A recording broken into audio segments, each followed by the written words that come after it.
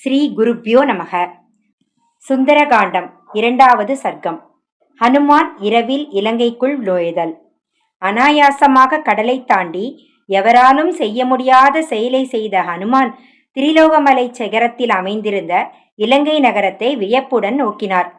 தாம் சொன்னதை செய்து முடித்த அந்த வெற்றி வீரர் சுற்றியிருந்த மரங்களிலிருந்து தம் மீது விழுந்த மலர்களால் அலங்கரிக்கப்பட்டு அந்த இலங்கை மண் மீது பிரகாசமாக ஒளிர்விட்டு நின்றார்.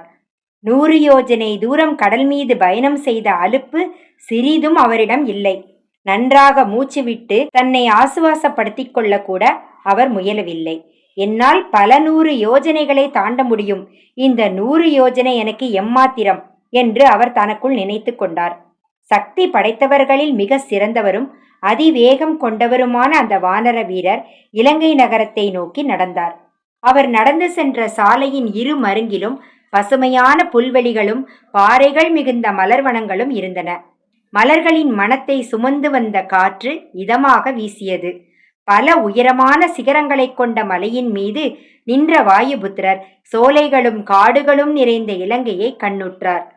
தேவதாரு, கர்ணிகாரம், பேரீச்சை, பிரியாளம், முச்சுலிந்தம், குடஜம், கேடகம், பிரியங்கு, நீப்பம், சப்தசாடம் போன்ற மரங்களை அவர் அங்கே பார்த்தார். ஆசனம், கோவித்ரம், கரவீரம் போன்ற பூத்துக்குலுங்கிய மரங்களையும் அவர் பார்த்தார். ஏராளமான பூக்களும் இலைகளும் நிறைந்த மரக்கிளைகளில் பல வகை பறவைகள் கிளைகளில் அமர்ந்திருக்க காற்றில் ஆடிக்கொண்டிருந்த பல மரங்களையும் அவர் பார்த்தார். அன்னப்பறவைகள், நீர்ப்பறவைகள், தாமரைகள் மற்றும் வேறு பல நீர் தாவரங்கள் ஆகியவற்றால் நிறைந்திருந்த பல குளங்களும் நீர்நிலைகளும் அங்கே மிகுந்து காணப்பட்டன. சில ஏரிகளை சுற்றிலும் அடர்ந்த மரங்களும் கண்ணுக்கினிய பூஞ்சோலைகளும் அமைந்திருந்தன. பின் கட்டுப்பாட்டில் இருந்த இலங்கைக்குள் நுழைய தயாரானார் அந்த புகழ்பெற்ற வானர வீரர்.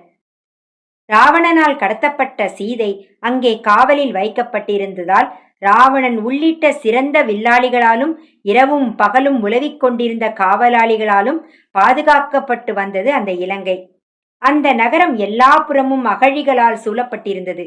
நீலத்தாமரைகள் நிறைந்திருந்த அந்த அகழியின் சுவர்கள் தங்கத்தால் இழைக்கப்பட்டிருந்தன. அந்த நகரத்தில் இருந்த வீடுகள் எல்லாம் ஒவ்வொன்றும் ஒரு கிரகம் போல அற்புதமாக தோற்றமளித்தன.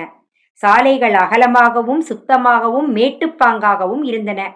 வீடுகளின் நுழைவாயிலில் கொடிகள் படர்ந்திருந்தன. எதிரிகள் யாரும் உள்ளே நுழைந்தால் அவர்களை நோட்டமிட ஏதுவாக உயரமான மேடைகள் ஆங்காங்கு அமைக்கப்பட்டிருந்தன. எங்கு பார்த்தாலும் கொடிகளும் தோரணங்களும் தொங்கின. அனுமான் கண்ணுற்ற அந்த இலங்கை நகரம் எல்லா விதத்திலும் தேவலோகத்தை விஞ்சி நின்றது. மலை உச்சியிலிருந்து பார்த்தபோது அந்த இலங்கை நகரின் பல கட்டிடங்கள் ஆகாயத்திலிருந்து தொங்கிக் கொண்டிருப்பது போல் காட்சியளித்தன. விஸ்வகர்மாவால் உருவாக்கப்பட்டு ராவணனால் பாதுகாக்கப்பட்டு வந்த அந்த நகரம் ஆகாயத்தில் மிதப்பது போல தோன்றியது. பாறைகளின் அடித்தளத்தில் அமைக்கப்பட்ட சுவர்கள் அந்த நகரத்தின் இடுப்பு பகுதி போலவும், நீர் நிறைந்த அகழிகள் ஆடை போலவும், சுவர்களின் மீது பொருத்தப்பட்டிருந்த சூலங்கள், பீரங்கிகள் போன்ற ஆயுதங்கள் ரோமங்களைப் போலவும், நுழைவாயில்கள் காதணிகள் போலவும் தோற்றமளித்தன. விஸ்வகர்மாவால் கவனமாக திட்டமிடப்பட்டு உருவாக்கப்பட்ட அந்த நகரம் கைலாச மலையின் ஒரு சிகரம் போல தோற்றமளித்தது. அடுக்கடுக்காக மேலே எழும்பியிருந்த கட்டிடங்கள் ஆகாயத்தில் பறப்பது போல தோற்றமளித்தன. பாம்புகளின் நகரமான போகவதி பாம்புகளால் நிறைந்திருந்தது போல அந்த நகரம் பயங்கரமான தோற்றம் கொண்ட அரக்கர்களால் நிரம்பி இருந்தது. பாம்புகள் தங்கள் இருப்பிடத்தை காவல் புரிவது போல சூலங்கள், ஈட்டிகள் போன்ற ஆயுதங்களை தாங்கி நின்ற ராட்சசர்கள் குபேரனால் உருவாக்கப்பட்ட அந்த நகரத்தை காவல் புரிந்தனர். கற்பனை கெட்டாத அளவுக்கு விரிந்திருந்த அந்த நகரத்தின் வடக்கு நுழைவாயிலை அணுகிய அனுமானின் மனதில் சில எண்ணங்கள் தோன்றின. வானர சேனையால் கடலை கடந்து இந்த இடத்தை அடைய முயன்றாலும் அதனால் பயன் இருக்காது. ஏனெனில் தேவர்களால் கூட இந்த இலங்கையை போரில் வெல்ல முடியாது. அரக்கர்குல அரசன் ராவணனால் பாதுகாக்கப்பட்டு வரும் இலங்கைக்குள் நுழைவது மாவீரரான ராமரால் கூட இயலாது. இந்த அரக்கர்களை நல்ல வார்த்தை பேசியோ விலை உயர்ந்த பரிசுகள் அளித்தோ நயமாக பேசியோ வழிக்கு கொண்டு வர முடியாது. இவர்களுடன் போர் புரிவது என்ற பேச்சுக்கே இடமில்லை. பலம் பொருந்திய வானரர்களில் கூட வாலியின் மகன் அங்கதன், நீலன், எங்கள் அரசன் சுக்ரீவன், நான் ஆகிய 4 பேரால் தான் கடலை கடந்து இங்கே வர முடியும். எப்படி இருந்தாலும் ஜனகபுத்திரியான வைதேகி உயிருடன் இருக்கிறாரா என்பதை நான் முதலில் தெரிந்து கொள்ள வேண்டும். என்ன செய்யலாம் என்பதை பற்றி அப்புறம் யோசிக்கலாம். ராமருக்கு நன்மை செய்வதற்கே தன்னை முழுவதுமாக அர்ப்பணித்துக் கொண்ட அந்த வானரச் செம்மல் அந்த மலை சிகரத்தின் மீது நின்றபடி மேலும் யோசனை செய்தார். கொடூரமான அரக்கர்களால் காவல் காக்கப்பட்டு வரும் இந்த இலங்கைக்குள் என்னால் இந்த உருவத்துடன் நுழைய முடியாது. கொடூர குணம் கொண்ட பலம் வாய்ந்த இந்த அரக்கர்கள் போரை விரும்புபவர்கள். எனவே எனக்குள்ள ஒரே வழி இவர்களை தந்திரத்தினால் வெல்வதுதான். யார் கண்ணுக்கும் புலப்படாத உருவத்தை எடுத்துக்கொண்டுதான் இரவு நேரத்தில் இலங்கைக்குள் புகுந்து அங்கே சீதையை தேட வேண்டும். நான் செய்ய வேண்டிய பெரும் பணியை துவக்க இதுதான் சரியான தருணம். இலங்கை நகரத்தை தேவர்களாலோ அசுரர்களாலோ வெல்ல முடியாது என்று உணர்ந்த ஹனுமான் மூச்சை ஒருமுறை ஆழமாக இழுத்து விட்டுவிட்டு மீண்டும் சிந்திக்கத் தொடங்கினார். தீய மனம் கொண்ட அரக்கர் தலைவன் ராவணனுக்கு தெரியாமல் சீதையை தேடி கண்டுபிடிக்க என்ன வழியை கடைபிடிக்கலாம்? சீதை இருக்கும் இடத்தை கண்டறிந்து வருவதாக ராமருக்கு நான் கொடுத்த வாக்கை நிறைவேற்றியே ஆக வேண்டும்.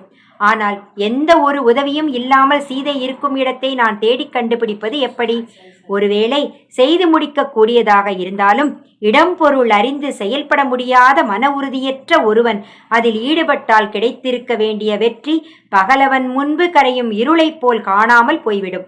ஒரு திட்டம் நன்கு உருவாக்கப்பட்டிருந்தாலும் தன் திறமையில் அளவு கடந்த நம்பிக்கை வைத்திருக்கும் ஒருவனால் செயல்படுத்தப்படும்போது அத்திட்டம் வெற்றி பெறாமல் போகக்கூடும்.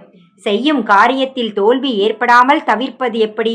தவறுகள் நிகழாமல் பார்த்து கொள்வது எப்படி? நான் இந்த கடலை கடந்து வந்தது வீணாக போகாமல் பார்த்து கொள்வது எப்படி? என்னை அரக்கர்கள் யாராவது பார்த்துவிட்டால் ராமபிரானால் ராவணனை அழிக்க முடியாமல் போய்விடும். நான் அரக்க உருவம் எடுத்துக்கொண்டால் கூட யாராவது என்னை கண்டுபிடித்து விடக்கூடும். வேறு ஏதாவது உருவம் எடுத்துக்கொண்டால் என்னை இன்னும் சுலபமாக கண்டுபிடித்து விடுவார்கள். வாயு பகவான் கூட இங்கே யார் கண்ணுக்கும் புலப்படாமல் உலவ முடியாது என்று தோன்றுகிறது.